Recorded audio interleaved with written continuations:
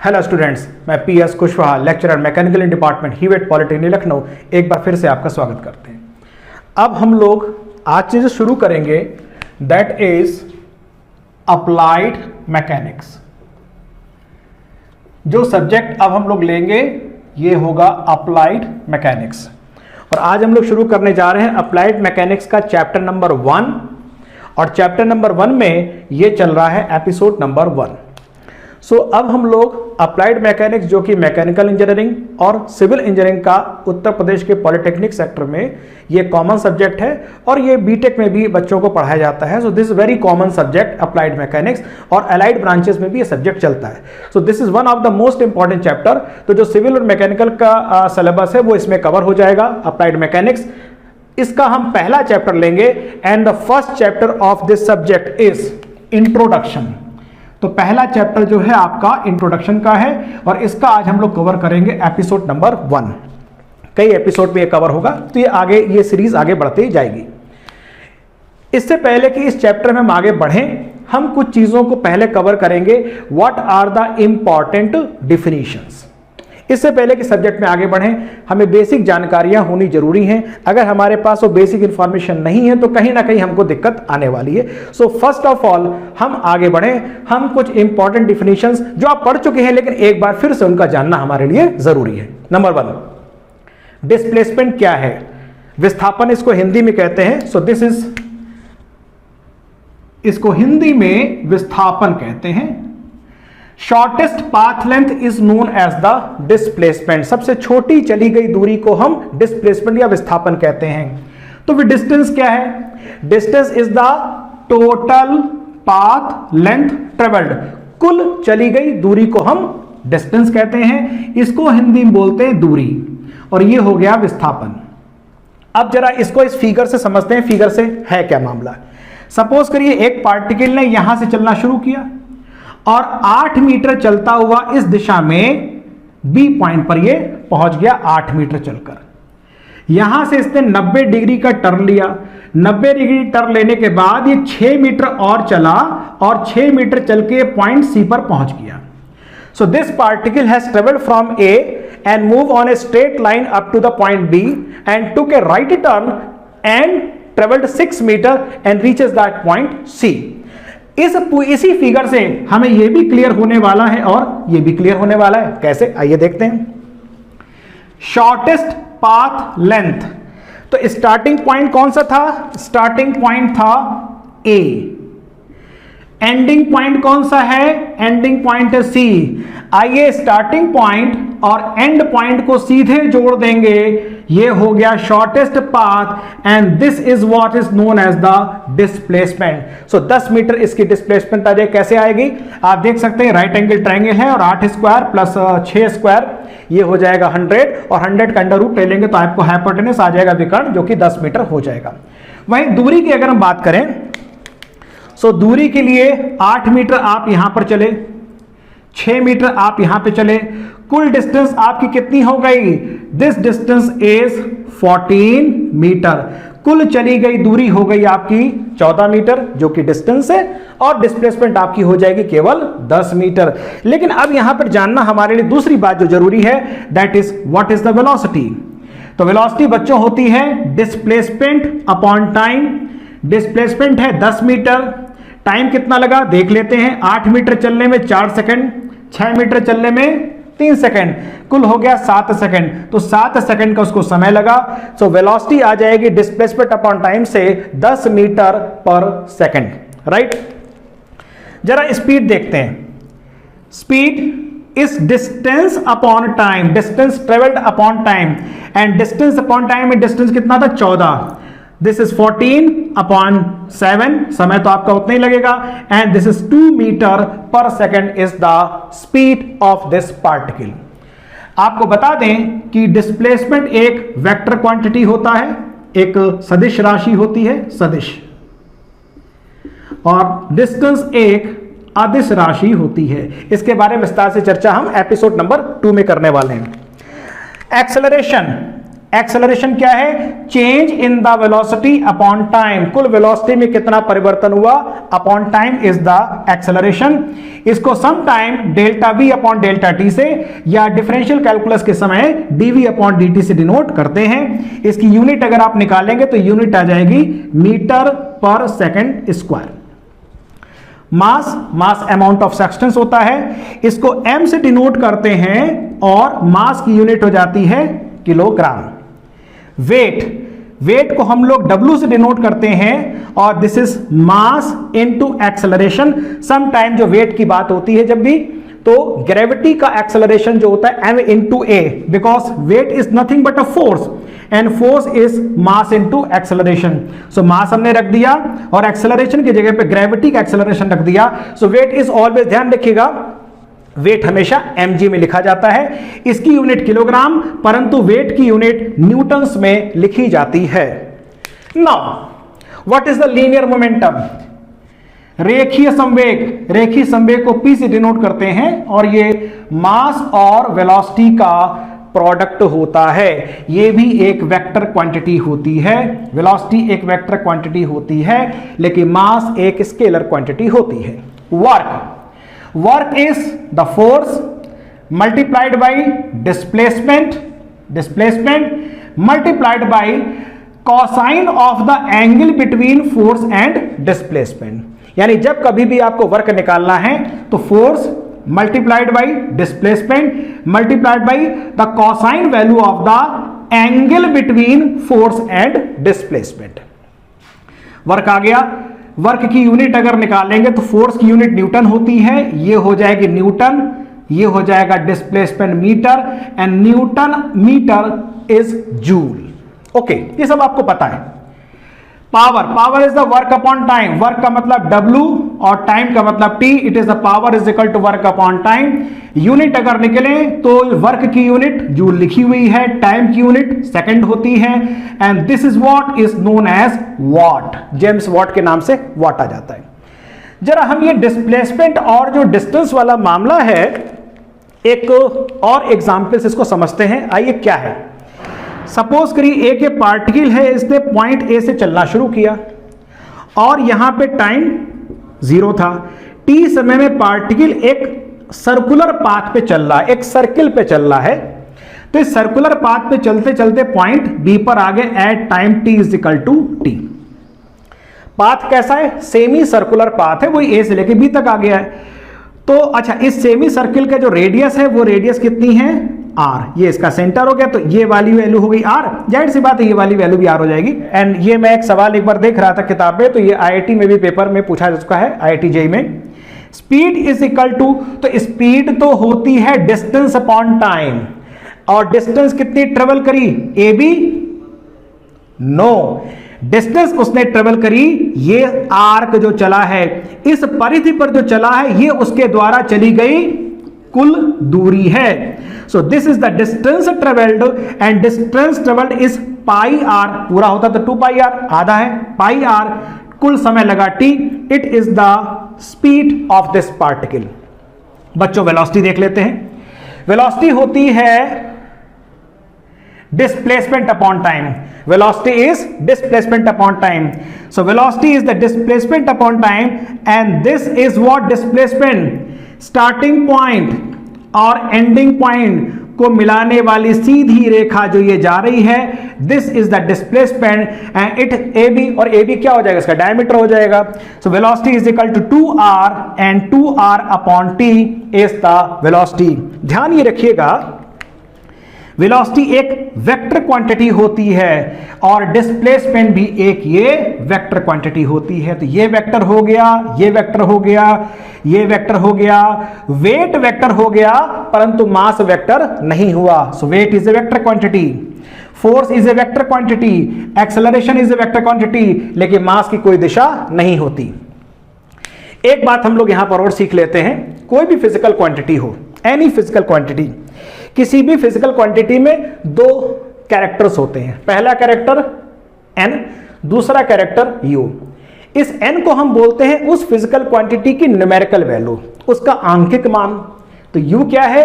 उस physical quantity की, उस भौतिक राशि की यूनिट। तो हमेशा किसी भी फिजिकल क्वांटिटी के दो कैरेक्टर होते हैं, दो लोग उसमें होते हैं, एक उसका आंकिक मान, एक उसका मात्रक।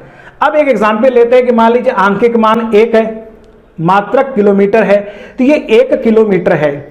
तो ध्यान ये रखिएगा, यह मान, इसका परिमाण कभी नहीं बदलता, इसका स्वरूप बदल जाएगा परंतु परिमाण नहीं बदलेगा। स्वरूप का मतलब क्या है भाई, अगर हमने कहा कि ये किलोमीटर है, मैं इसको लिखना चाहता हूं मीटर में, तो लिख दीजिए, किसने मना किया है? 1 किलोमीटर बराबर 1000 मीटर। मैंने कहा चला इसको आप सेंटीमीटर में लिखना चाहते हैं, लिख दीजिए 1 किलोमीटर बराबर 1000 मीटर बराबर 10 की पावर 5 सेंटीमीटर। मेरा मैंने बोले साहब इसको मैं मिलीमीटर में लिखना चाहता हूं, लिख दीजिए मिलीमीटर में। किसने मना किया? तो मिलीमीटर में कितना हो जाएगा?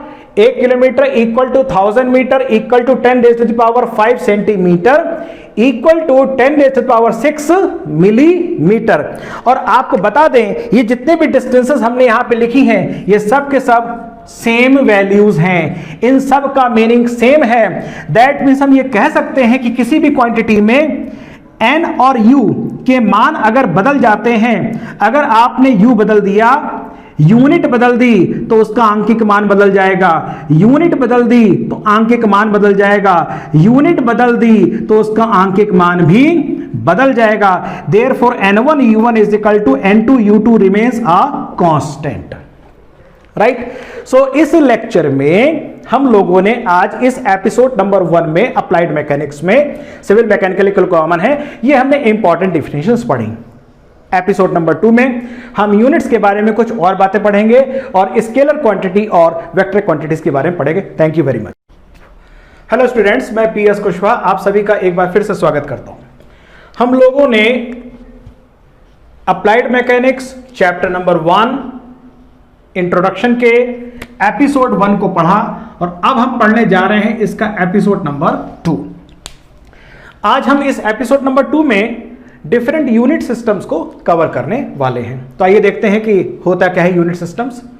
देखिए, जो यूनिट सिस्टम हम लोगों ने पहले पढ़ रखे हैं, आपने इनिशियल क्लासेस पढ़ रखे होंगे, हम लोगों ने बहुत पहले जो इनिशियल में पढ़ रखे हैं, those are the basically 3 unit systems. जो यूनिट सिस्टम पहले लागू होते थे, जो पहले फॉलो किए जाते थे, सीजीएस, एफपीएस और एमकेएस। सीजीएस, एफपीएस और एमकेएस में लंबाई, द्रव्यमान और समय, इनके अलग अलग मात्रकों का इस्तेमाल किया जाता था।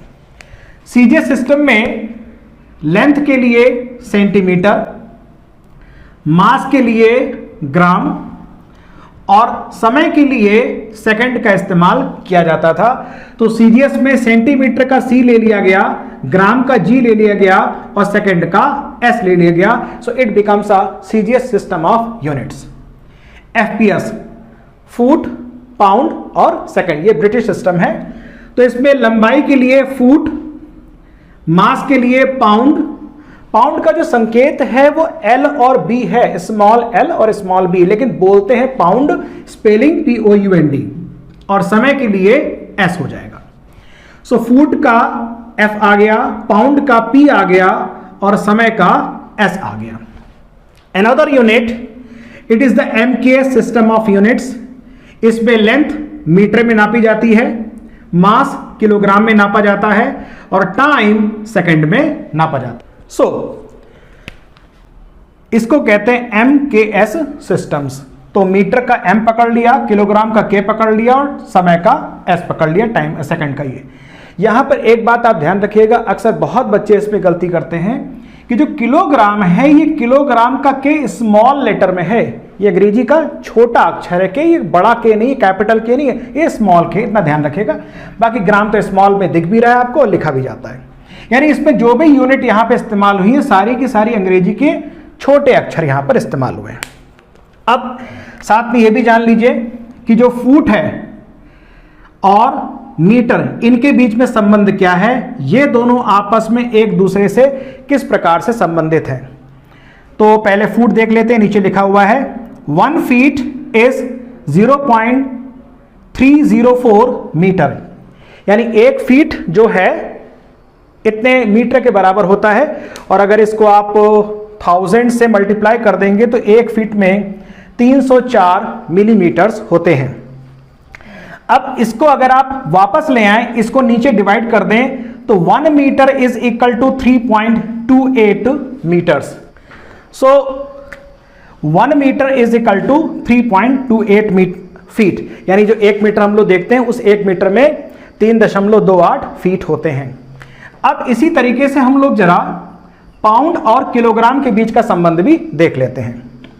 1 पाउंड 0.453 किलोग्राम या 453 ग्राम के बराबर होता है, यानी 1 पाउंड की जो वैल्यू होती है लगभग 500 ग्राम से भी थोड़ी सी ये कम होती है। अब अगर हम इस वैल्यू को 0.453 को यहां ले आए डिनोमिनेटर में, तो 1 अपॉन कर दें, तो सॉल्व करने के बाद वैल्यू आएगी 2.2 पाउंड। दैट मीन्स 1 किलोग्राम में 2.2 पाउंड होते हैं। आपकी नॉलेज के लिए होना चाहिए। मान लीजिए कभी आप इंटरव्यू में बैठे हैं, कहीं डिस्कशंस हो रहे हैं और आप किसी दूसरे मुल्क के साथ टेक्निकल पर्सन के साथ आपका डिस्कशन चल रहा है, तो you must be knowing these facts. अब हम लोग देखते हैं, तो अब क्या हुआ कि ये सीजीएस सिस्टम यूनिट हो गया, एफपीएस हो गया, ये ब्रिटिश सिस्टम है जैसा आपको मैंने बताया, ये एमके सिस्टम है। तो दुनिया भर में बड़ा कंफ्यूजन था, कुछ मुल्क एक सिस्टम फॉलो करते थे, कुछ कंट्री दूसरा, कुछ तीसरा सिस्टम फॉलो करते थे।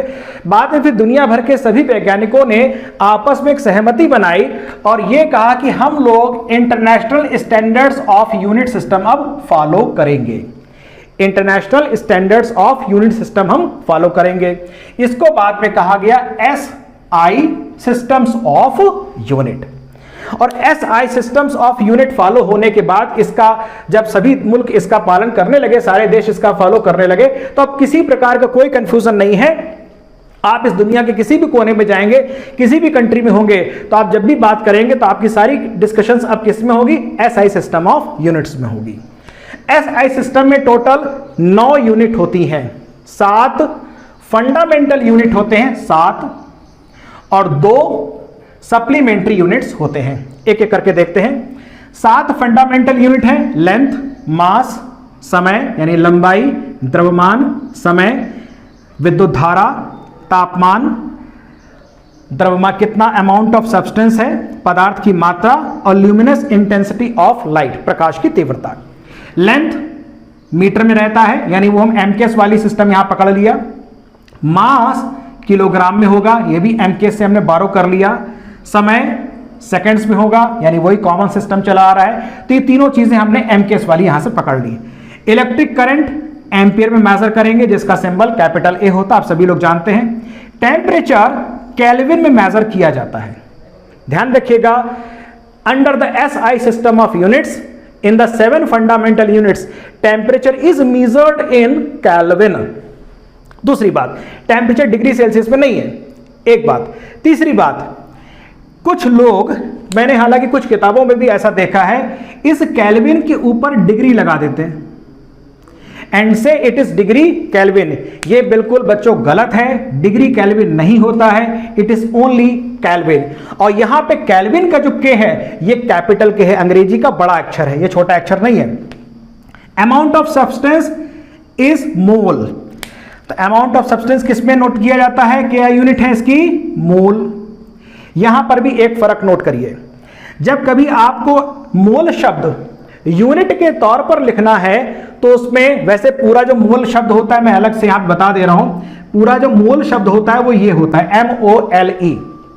लेकिन जब कभी इस मोल को आपको यूनिट के तौर पर लिखना है तो वहां पर ई आप नहीं लिखते हैं, तब केवल MOL ही लिखा जाता है, MOLE नहीं होगा, MOL बस। So as a unit, fundamental units, amount of substance, mole, luminous intensity of light is candela, candela, C और D, small c small d is the unit।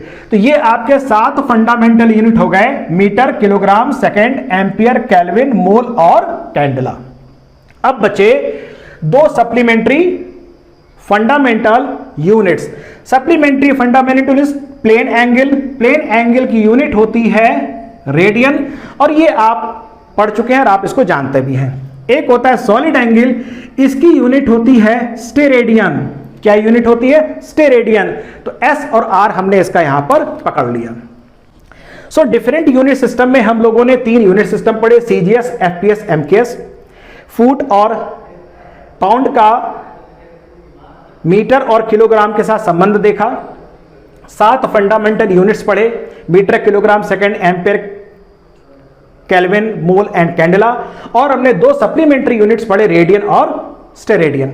अब हम देखेंगे डिराइव्ड यूनिट्स। तो अब बच्चों डिराइव्ड यूनिट की definition क्या होती है, आपने फिजिक्स में पिछले सेमेस्टर में पढ़ा होगा।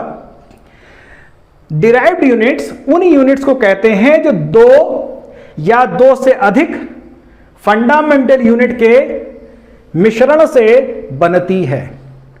All those units which are containing 2 और मोर देन 2 फंडामेंटल यूनिट्स। आइए एग्जाम्पल समझते हैं। सबसे पहले हम लिखते हैं वेलोसिटी, मीटर पर सेकंड। मीटर एक फंडामेंटल यूनिट, सेकंड भी फंडामेंटल यूनिट, इसलिए वेलोसिटी एक कैसी यूनिट हो गई, डिराइव्ड यूनिट।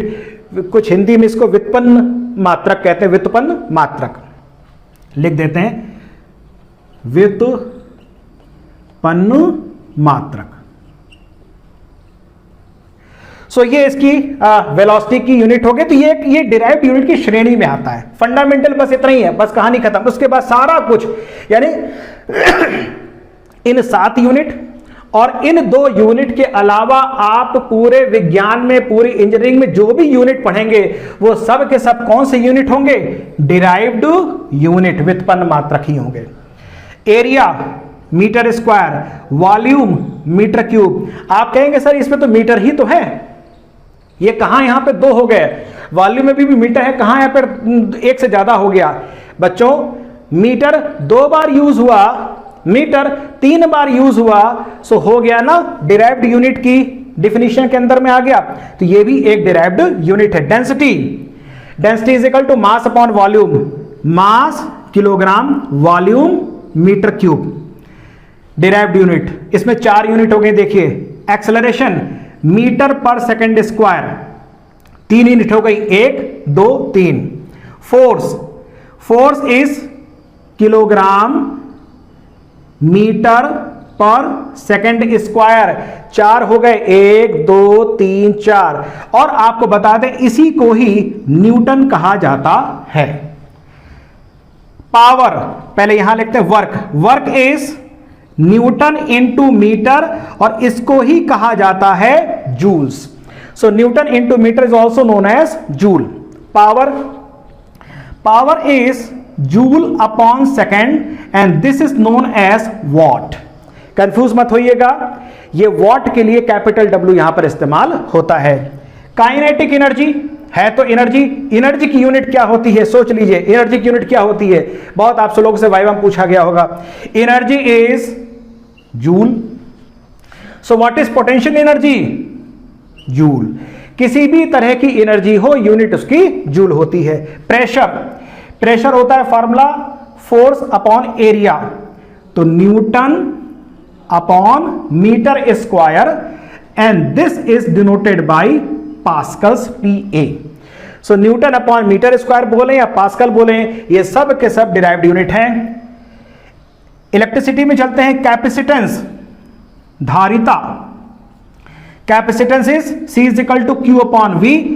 चार्ज की यूनिट कूलाम, वोल्टेज की volt, coulomb upon volt is known as farad. So farad is also is derived unit. अगर यहां से हम इलेक्ट्रिकल फील्ड निकालें, electric field E is equal to F upon Q naught, force newton, charge coulomb, this is also a derived unit। R is equal to V upon I, V volt, I ampere, and this is ohm। So this ohm is also a derived unit।